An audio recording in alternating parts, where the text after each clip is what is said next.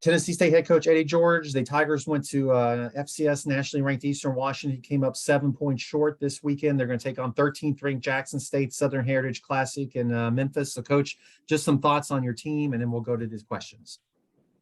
Oh yeah, we learned a lot from last week.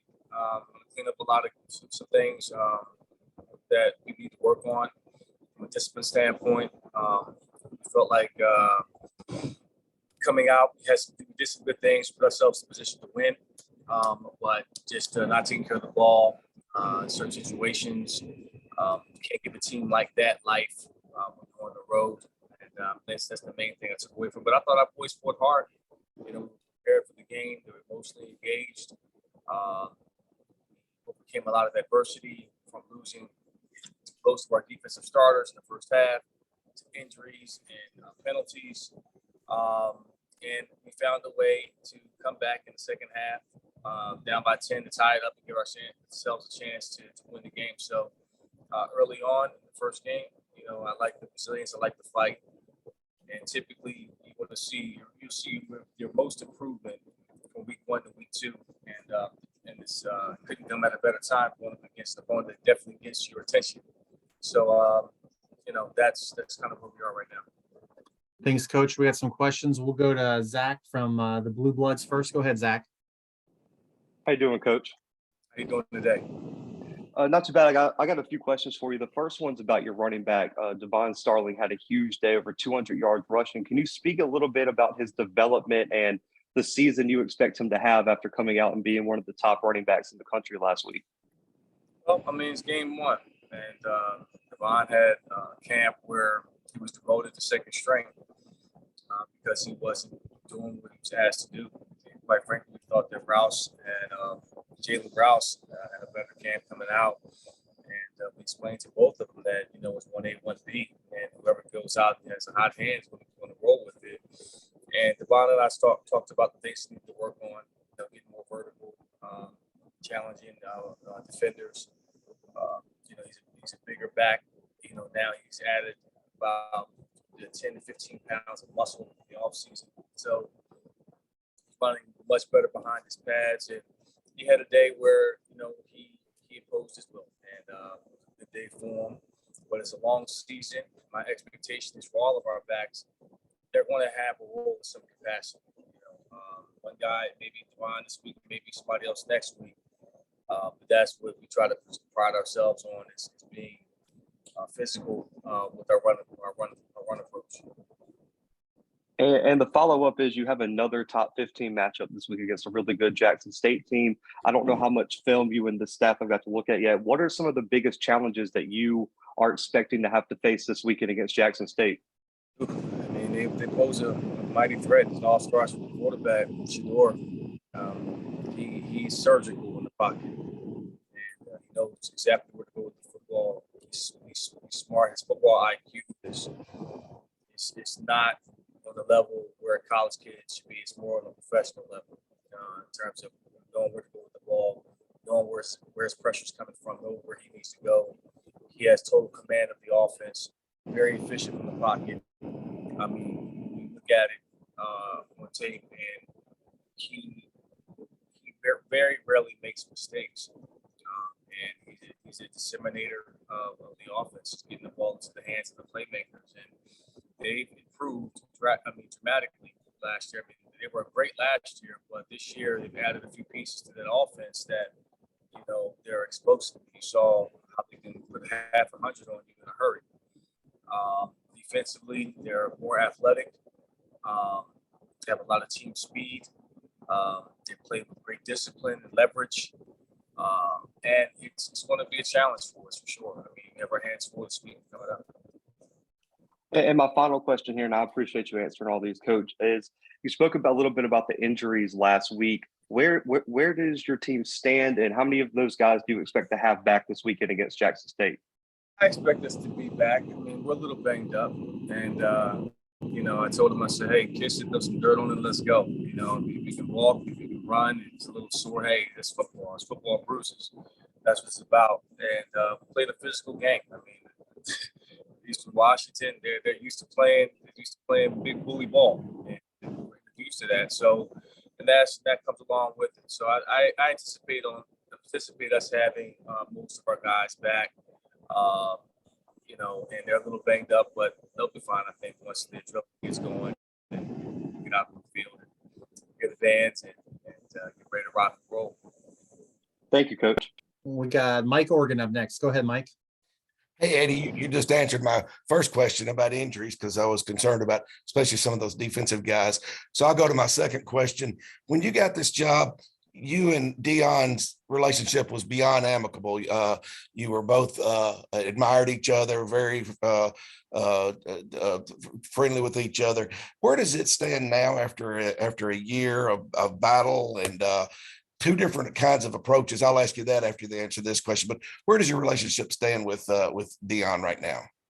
Oh, it's still great. I can call Deion right now. Have a very good cordial conversation without talking about ball.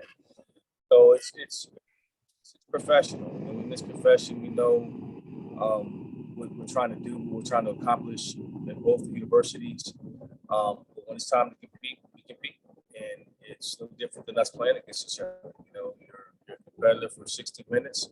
After the game, we can have a beer or a Coke, whatever, and share stories and talk and build and grow as men. I mean, the one thing about us is that, you know, once you're in that fraternity of the NFL and there's a mutual respect, you know how to compete without being disrespectful. And that's the one thing that I preach to my guys is that we're going to compete but not be disrespectful, you know, to one another. And you know right from wrong and so forth. But Deion and I are really good friends, and this is an opportunity for us to get busy this weekend. We're doing a good show.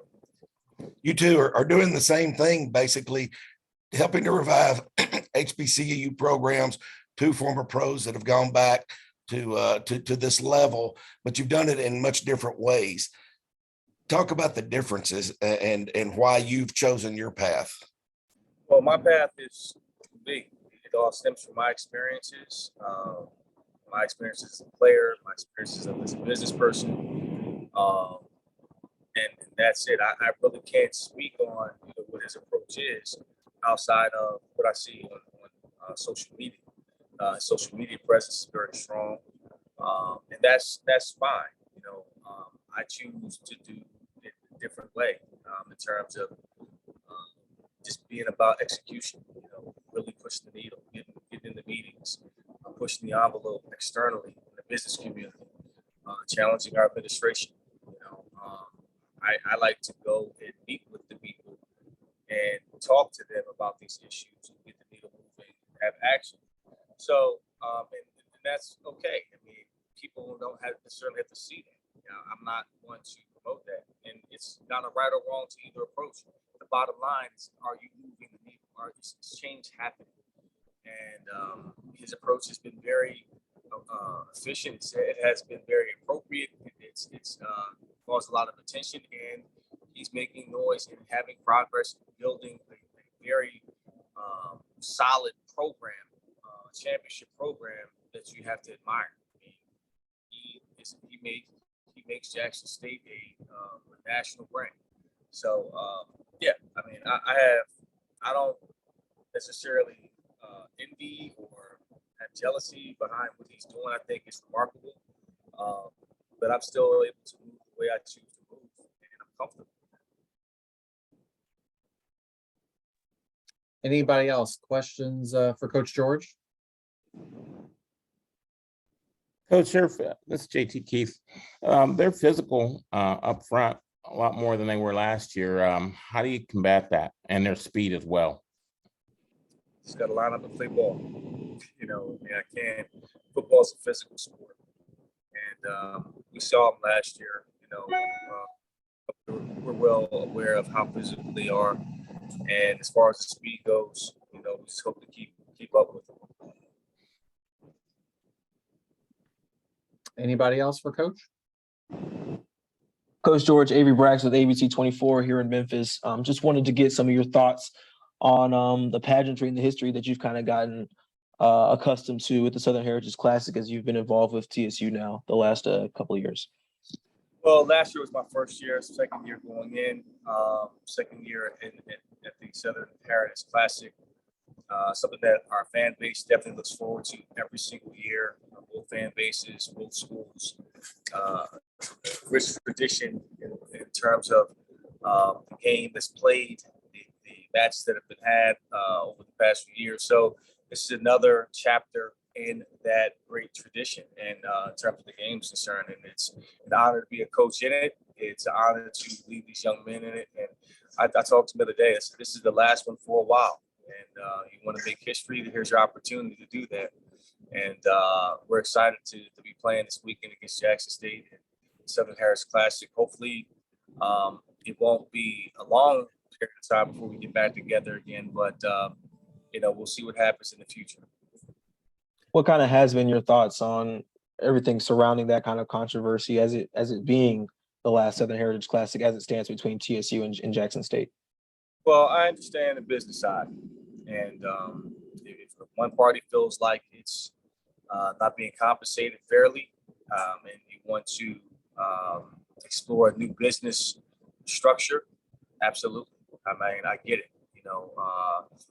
Looking at it coming into it for the first time last year, wasn't a great deal of transparency on how the game was divided. I mean, I was more concerned about, I got to get guys eligible and, trying to figure out getting uniforms and white socks for my players versus, how the money is split.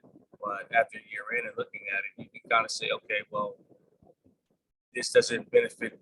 There's not a win-win here. Where's the win-win?